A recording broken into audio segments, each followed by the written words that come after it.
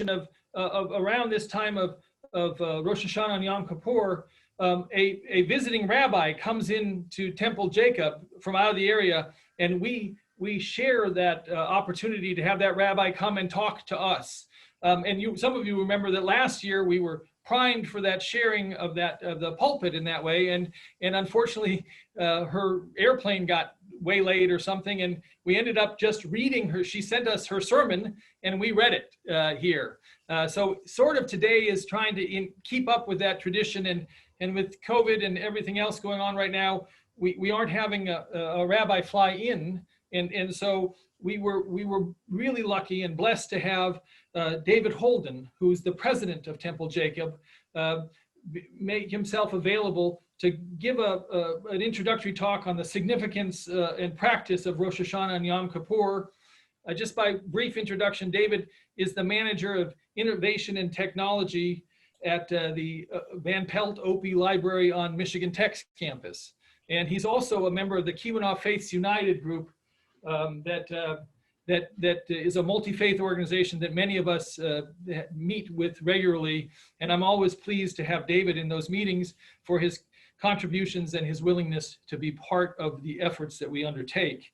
So without any further introduction, David, I'm going to ask you to turn on your own microphone, and I welcome you, David, to the Kibana Unitarian Universalist Fellowship. Well, thank you very much. First of all, I am not a rabbi.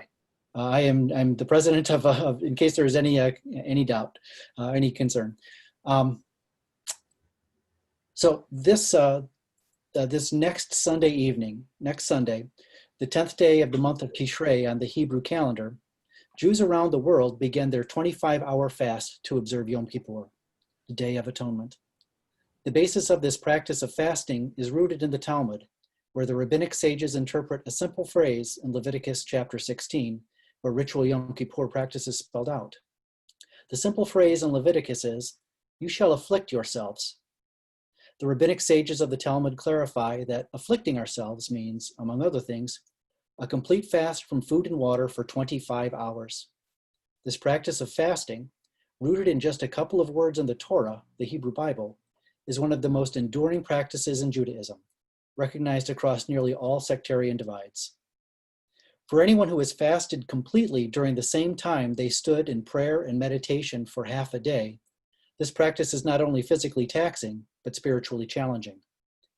Earlier in my life, I would complain to my wife that the fast was exhausting, more an impediment to internalizing the messages of the liturgy than a pathway to atonement.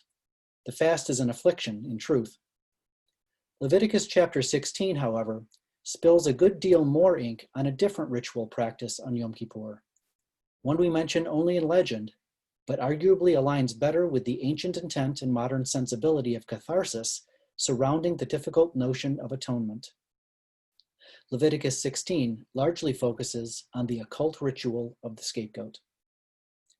For those of you not familiar with Leviticus 16, these are the Cliff's Notes. The high priest takes 2 goats and casts lots upon them. One lot reads for the Lord, the other reads for Azazel. The goat on whom the lot for the Lord falls is sacrificed on the temple altar as a burnt offering. The other goat, the one for Azazel, has a different fate. The high priest lays his hands on the goat's head and recites a vidui, a catalog-like confession of the sins of the entire people Israel, and sends the goat for Azazel alive into the wilderness. In this introduction, I've used 2 important terms you may not be familiar with, Torah and Talmud. These terms refer to the 2 central bodies of literature in Judaism. I earlier paraphrased Torah as the Hebrew Bible. Now, this is not technically correct. The Torah is the first 5 books of the Hebrew Bible: Genesis, Exodus, Leviticus, Numbers, and Deuteronomy. The Torah is, among other things, self-referential. It tells the story of its own origin, of being given by God to Moses atop Mount Sinai, Moses who would go on to write the Torah down. The word Torah means the law, or better, the teaching. The legend has it that this was not the only teaching Moses would receive atop Mount Sinai. As Moses was taking dictation, God whispered another teaching in his ear, one he did not write down. an oral Torah that was transmitted verbally until sometime in the first millennium when it too was finally written down. The oral Torah, or Talmud, clarifies and details the laws and stories of the Torah. It is a curated set of statements and the recorded arguments by rabbinic sages and Torah scholars about them. These arguments were often contentious and without resolution, but also full of imagination, creativity, and humor. Now, no one except Jewish extremists actually believe that the Talmud was whispered into Moses' ear. But this is the sanctioned story, the lore we tell. It is the legend that is given to articulate the weight, authority, and respect that is to be accorded to the Talmud within Judaism. Now back to Azazel. The meaning of Azazel is somewhat in dispute.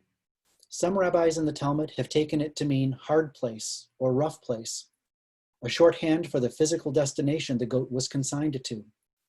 Some rabbis translate the name to mean the goat that goes, to denote its fate. Other rabbis of the Talmud and modern translators acknowledge the occult roots that echo in the text. Azazel is a demon.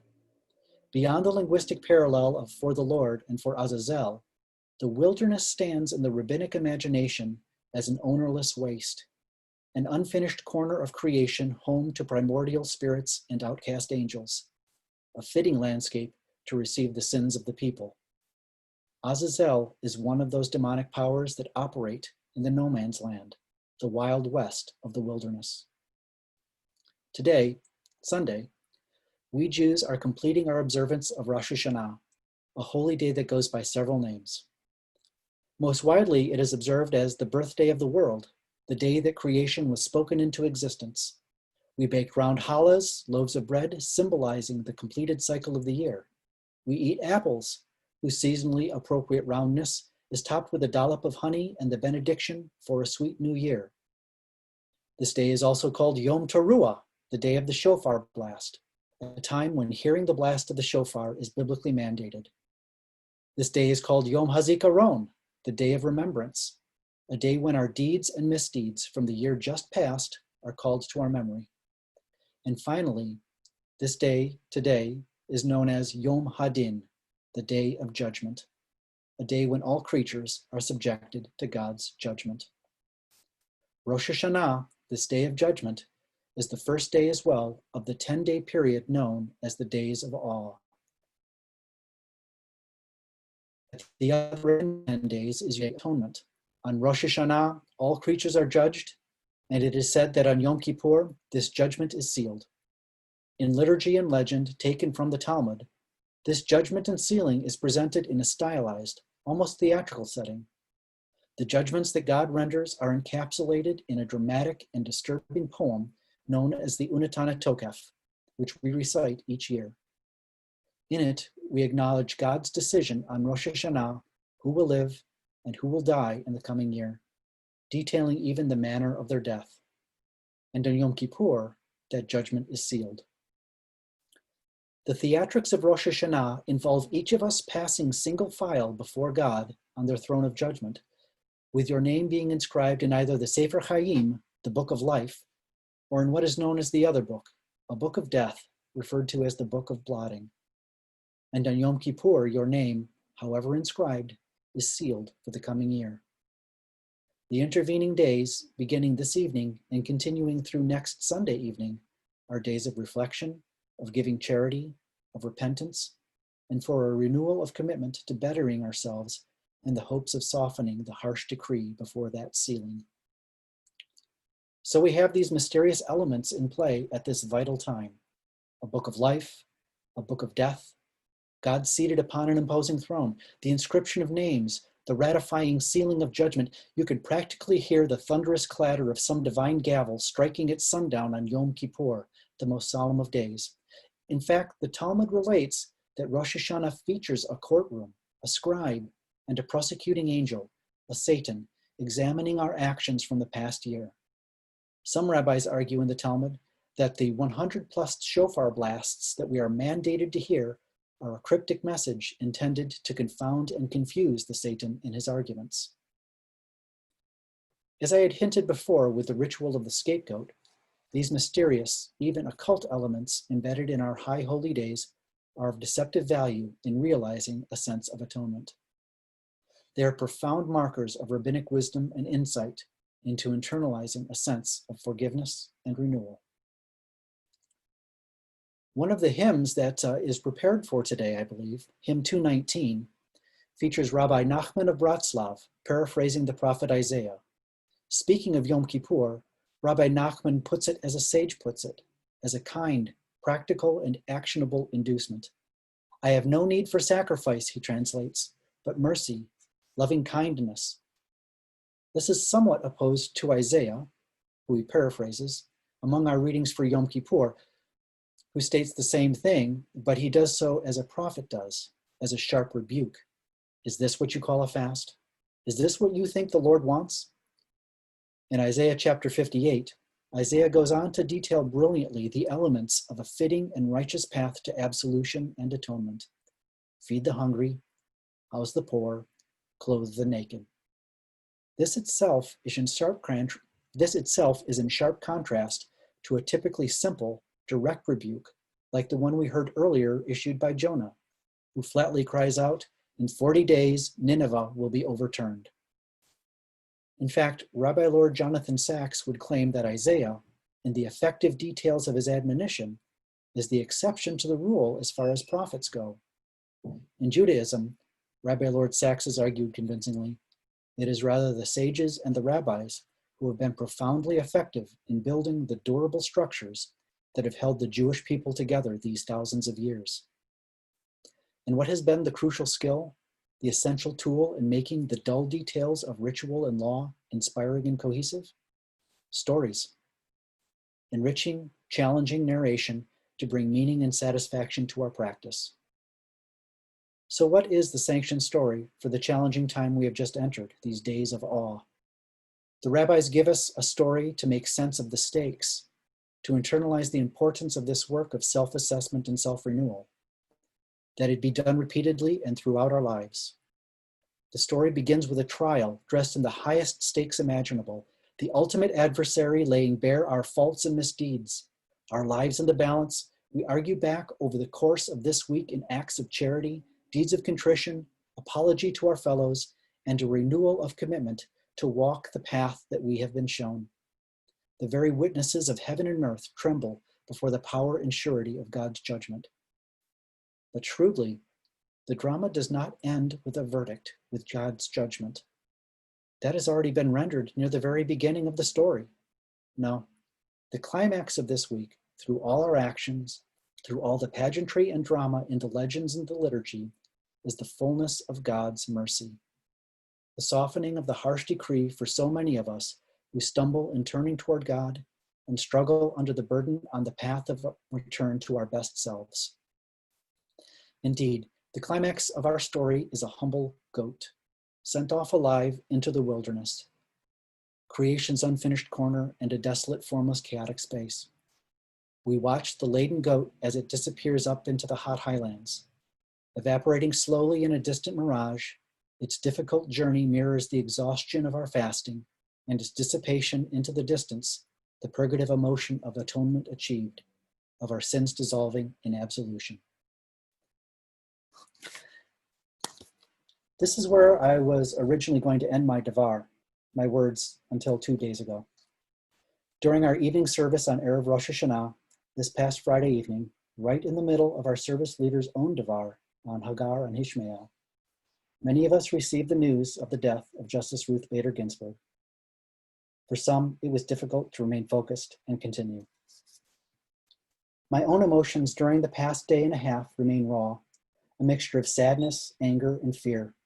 We are told in Psalms, I believe Psalm 122, "He does not let your foot stumble. Your guard does not slumber. Look, he neither slumbers nor sleeps." But I feel that at the beginning of this year, 5781, I stand on a precipice, my heel at the edge. And with this news of a great person passing so inopportunely, the earth beneath my feet is giving way. Media is already full of the many ways in which Justice Ginsburg was an astounding person.